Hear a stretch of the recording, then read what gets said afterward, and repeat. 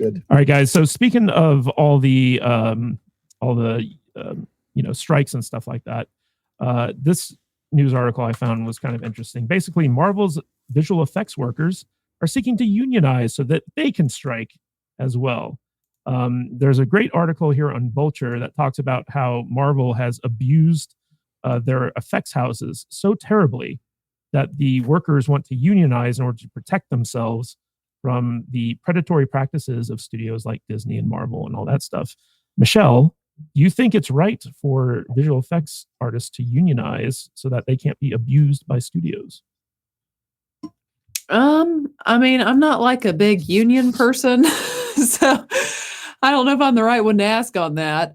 It does sound like, though, at Disney in particular, that the VFX people have been overworked, and that one woman, what's her name, Tom, who left? Victoria Alonso. Yeah, it sounds like, I mean, she made their life pretty miserable. So, I mean, it does seem that they probably want to negotiate at least better working hours or pay or something for themselves, because it does seem that Disney's really, really worked those people hard. Well, Brian, it's not just Disney who's been working these people hard, but the special effects for The Flash, Warner Brothers.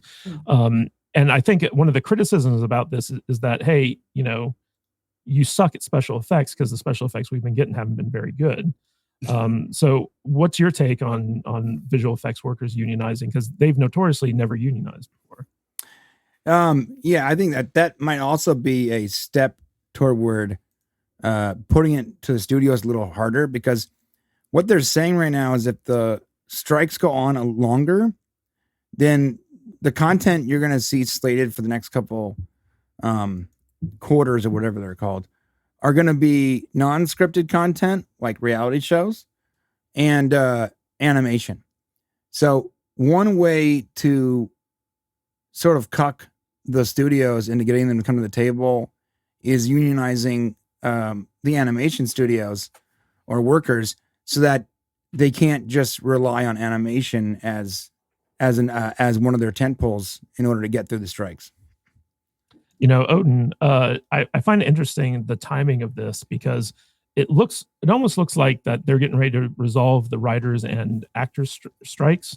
But if the visual effects artists suddenly go on strike after those get resolved, you still can't make most stuff coming out of Hollywood, because even TV shows have something like 4,000 visual effects shots in them.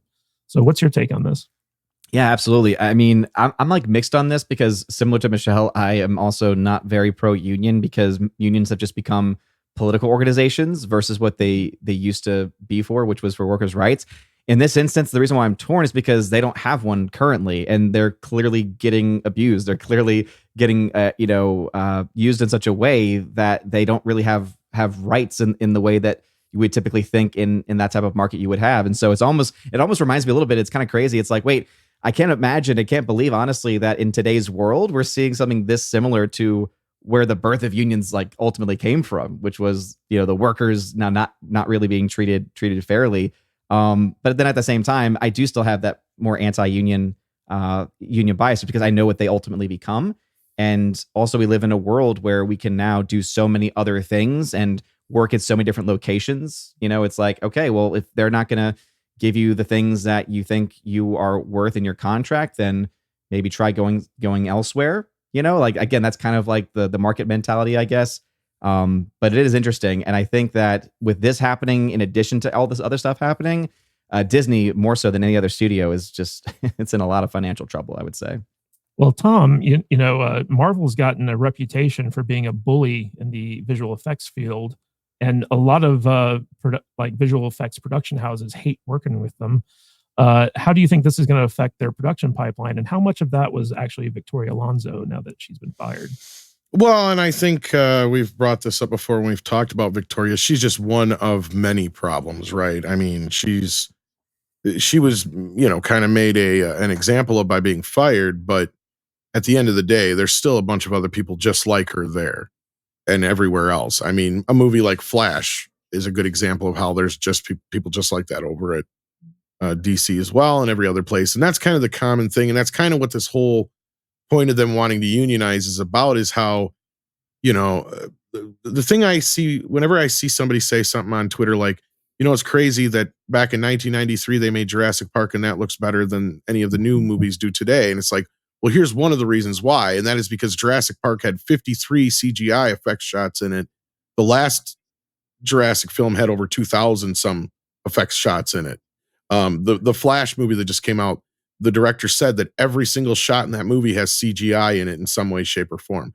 So like, it's like when you have that much of a movie being manipulated in some way or having to be worked on in some way by an animator or somebody in the CGI department, that's what these guys are saying is they're already working 18-hour days, 6 days a week.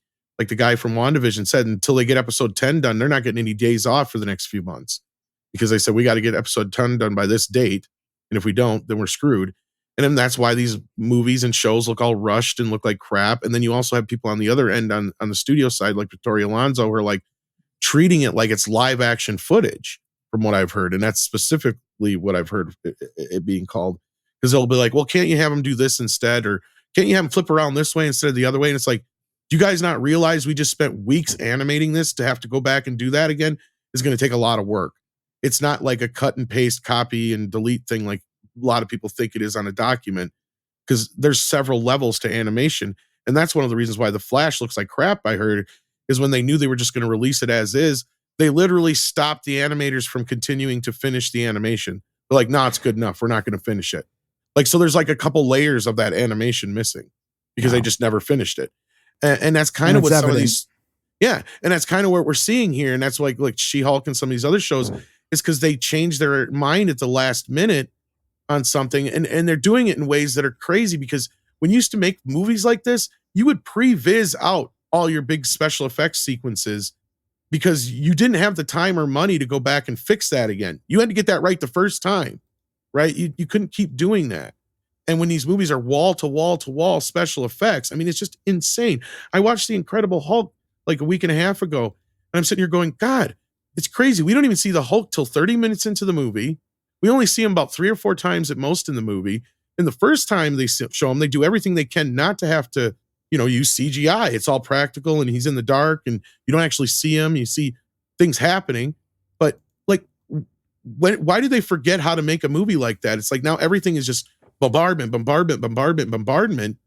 and of course, that's how these, I'm guarantee you that's how these animators feel too, is that they're just getting bombarded with nothing but work. And of course, it's all suffering. I mean, I'm with you guys. I'm not a fan of unions, but I'm kind of surprised they haven't yet because of the horror stories that I've heard from people myself personally that I've talked to that work in this industry, and the horror stories that we're hearing just from the people that are, bringing up this whole idea right now. I'm surprised they weren't already included in like the animation unions.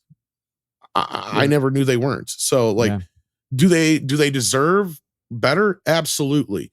I don't know if a union's an answer necessarily, but because that's the thing with Hollywood and the unions and the guilds. It's like, to me, it takes capitalism out of the equation in a weird way. It makes it's almost like woke before woke. It was almost like it was so you can make sure that all these people who are not as good of actors get paid just as much as some of these people who do deserve it. It removes the merit-based. Exactly. And it always felt kind of weird to me. And but anyway, I'm sure other people have some feelings. Unions have pros and cons, but they need to be protected, but they can't be so protected that they lose the merit-based rewards of doing a good job. They want to get taken advantage of. Yeah, like what's that thing that teachers get, Odin? Tenure, where they can basically be as crappy of a teacher as they want and not get fired. Yeah, within public schools with the unions there, it's insane what they are able to get when teacher farms, Odin.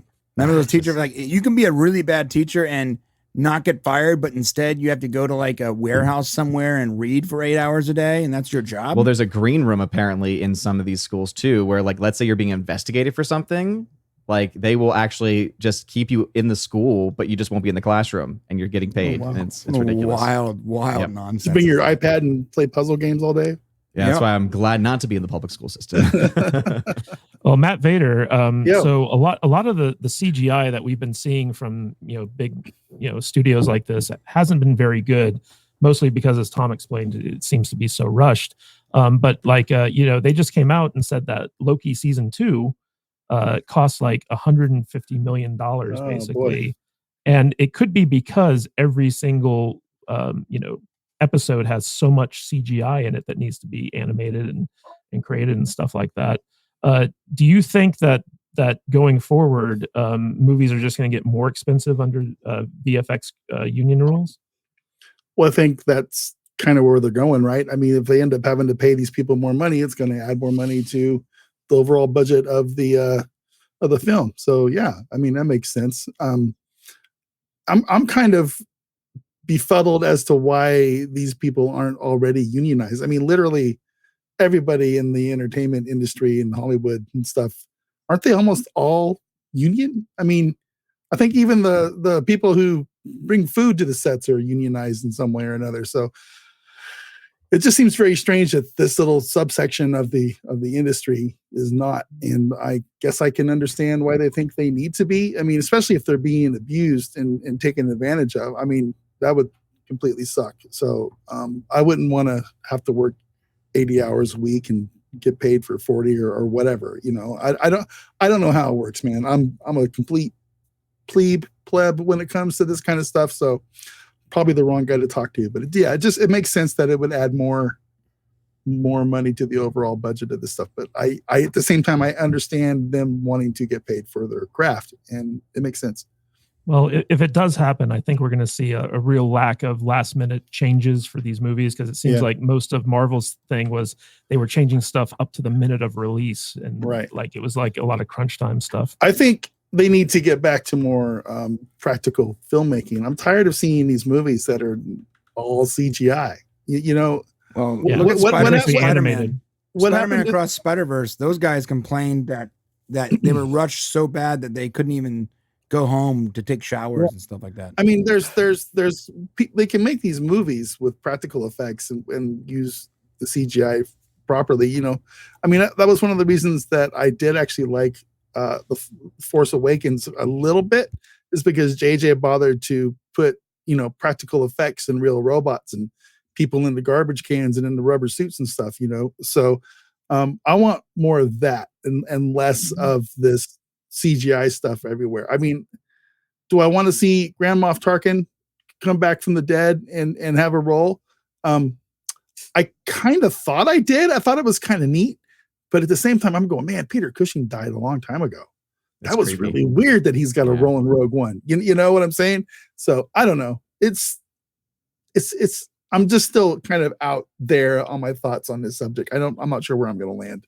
Hey guys, if you like this podcast, don't forget to like and subscribe to the channel and comment below on your favorite video as well. That goes a long way with helping us boost our channel and get out there in front of more people. And it lets YouTube know that we're doing something right. And if you want to catch us live, we go live 2 times a week, once on Saturdays at 10 a.m. Pacific time and on Tuesdays at 1:30 p.m. Pacific time. So join us there in the chat. We will see you on the live stream. Stay salty.